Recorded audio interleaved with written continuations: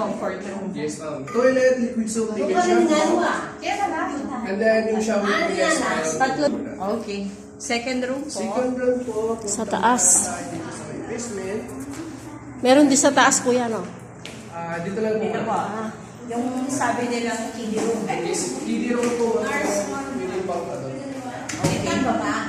Pero yung ano, centralized ba yung aircon? Hindi siya.